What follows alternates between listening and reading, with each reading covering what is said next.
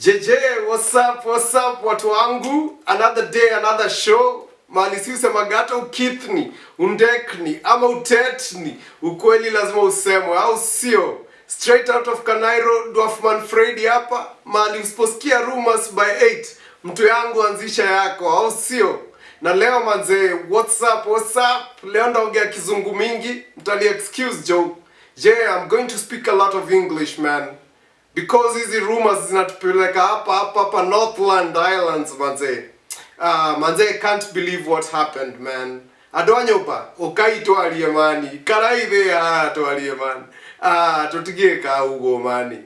Yani, how can you do that to your own people, man? How can you do that to the royal family of Kenya?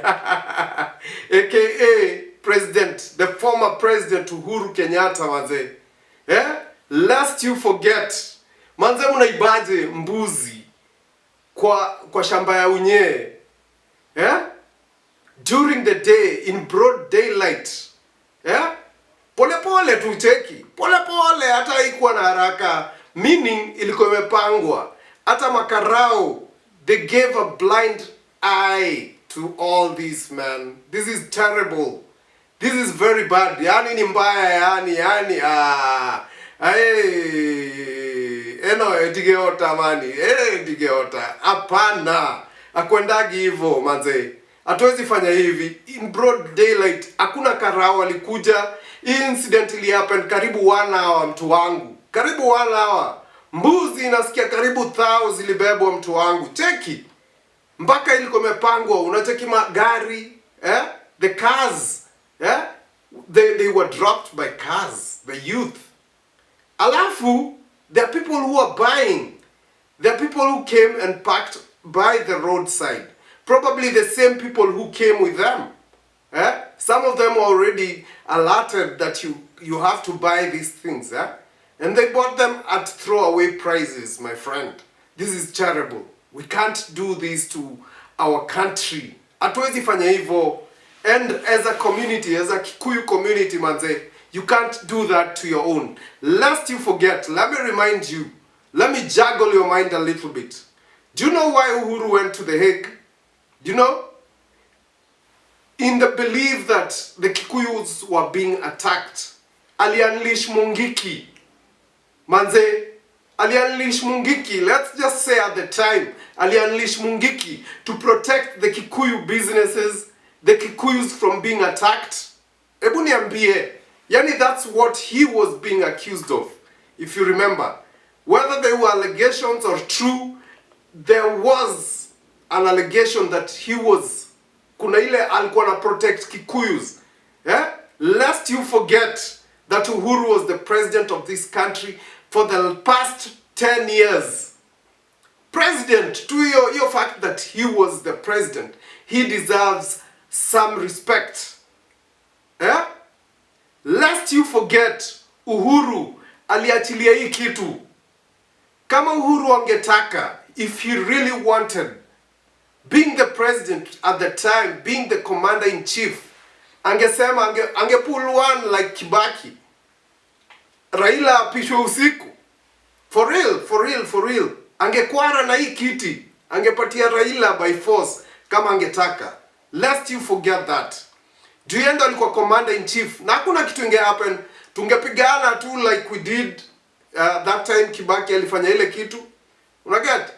Na within days, life would have continued with Raila as the president. But Uhuru, ali respect the law. Unaget? Ali respect Sharia. Akaondoka in peace. What I'm saying, my people, we need some love. We don't need to fight amongst ourselves as a country and as a community. Manze, hatuwezi, we can't do this to our own. We can't fight amongst ourselves. Amwezi pigana yani, kuna mtu anafurahia sana when this happens.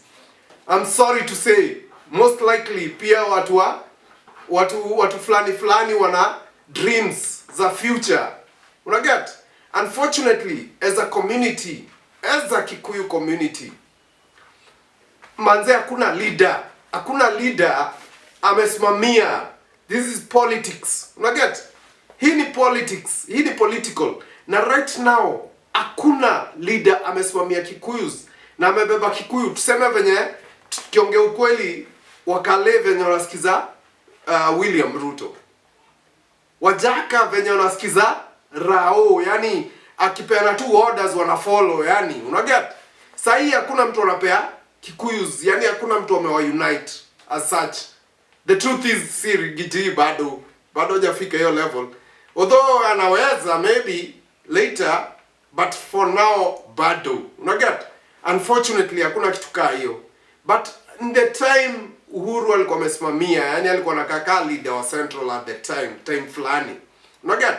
So, manze mimi nasema hivi, it's not about the Kikuyus, but hii kitu ili orchestrate na kina nani? Tunakumbuka tumeona hapa clips za Ichungwa. Unaona? Tumeona hapa clips za Ichungwa. Ichungwa akisema nini? Akisema manze tuta-attack. Unaget? Na sijui kama hizo allegations that Uhuru is sponsoring Rao.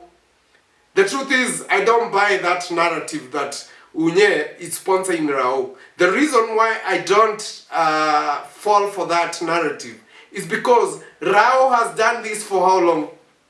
Hizo miaka 40. Nani alikuwa anamsponsor? Tunajua Rao ni msee wa maandamano. Unaget? That's a fact. From what he has done for the past 40 years. Amepigania democracy through maandamano. Amepigania rights za watu through maandamano. Time fulani hata walikuwa na Ruto. Unaget? Walikuwa wanapigania na Ruto. Tunajua hata Ruto alifaitia Rao sana. Ile time ilikuwa Ruto against Martha Karua on the other side. We saw that. We were there. You know, na hatukuwa watoi. We were adults and we saw what happened during 2007. Unacheki? 2007. That's what happened. Ruto alikuwa hii side na yeye alifaitia Rao, hapo hatukuona alikuwa anamdefend a lot. Na Martha Karua alikuwa on the other side. We saw that very well. So manze mimi nasema hivi, we can't fight like this. Hii direction ndio anarchy. Hii inaonesha lawlessness. Unaona? Hakuna sheria, there's no law and order. Like yani, you guys are showing the country and wananchi like us that the law haiwezi prevail. Mmeshindwa Quran. Unaget? If this thing is happening daylight robbery kwa shamba ya msee, inaonekana kwa cameras, inaonekana na magari, mapolisi waizi kam. Polisi wako tu hapa karibu. Unaget? Kulikuwa na polisi wa Ruiru, huko bypass kuna makarao, hapa Kahawa kuna makarao, hakuna mwenye alikam. There's no one who notified them. They were not around. Waliturn a blind eye. Daytime, na wase hawana haraka. Unacheki? Hii direction tunachukua. Manze, that's bad. That's bad. Hiyo ina annoy, inaonesha what government haiko in control or what? That's what it's showing. It's showing to the world, to the whole world. The whole world saw it. Iko everywhere. So it's not something, I'm just telling you, lest we forget that manze Unye amekuwa president for the last 10 years. Na at some point, maybe watakuwa tena mabeste na Ruto. Hatujui nini ilifanyika. We never got to really know what happened. But manze, wanaweza change. We know the politics here in Kenya. Foes wanna turn into friends. Friends wanna turn into foes. Like hivi. You know, every minute, every second, that's what happens. It's about interest. And if the other person interests you, within a very short time, you can turn against the same government imekulea. We've seen that all through. Say what? There's a time they've been in the same boat. You tell me a politician right now, kubwa, wajai kuwa friends. Tell me at a certain time, wajai kuwa kwa the same political party. Ama wajai kuwa na the same political ideals. It's about interest. So if you can't see that and you start attacking other people's properties, is that the direction we're taking? Sisemi ati maandamano saa zingine, unajua maandamano is legal and iko kwa sheria. But atukatai mathags wanakuanga pale, and mimi nafikiria tu hivi, the moment utallow president maze, the moment you guys are going to allow for a legal maandamano na muwapatie okay, mtaandamana hii route, unaget, na tunaeka makarao hapa wawazindikishe muandamane mpaka mahali mnataka, mpeane tu framework tu ya kazi, wa work under those nini sheria yenye mwapatia. Believe me, na kama kuna thugs, polisi wako pale wanawazindikisha, like it happens in other countries. We've seen this. Waandamane, wapige kelele yao because ni legal. Watu wako allowed kutoa nini zao, unaona, air views zao in kupicket. Hiyo ndio form wanachukua. Wamechoose hiyo form ya kupicket, ya kuandamana, ya kupiga kelele. That is legal. Unaget, iko legal. That's why tulipitisha hizi katiba. So badala ya kuifanya iko illegal, waambie it's legal. Okay, mtaandamana, mtatumia route gani? Tuwape makarao kuwazindikisha in case kuna thugs pale wajaribu kunini property, hapo ndio sasa karao watakamin. But waandamane peacefully, wamalize hiyo peacefully, hatutakuwa na hizi shida. Unaget? Watu watashow venye wako dissatisfied, waseme kama hizo ni unga wanadai, waseme kani bei ya vitu wanadai, watapiga hiyo kelele, ichukuliwe kwa media, itrend. After that then what? Unaget? Watakuwa satisfied. But the moment unafanya hii kitu illegal, that's when it's chaotic. Unaget? The moment these youths, nilisema before, wako na energy, wasikie tu iko illegal na waone karau pale na tear gas, mtu yangu hapo ndio kuna dhoka. That's when things go haywire. Na hizi vitu zote zina happen. So, I'd like to stress this fact. Manze, leave the property of other people alone.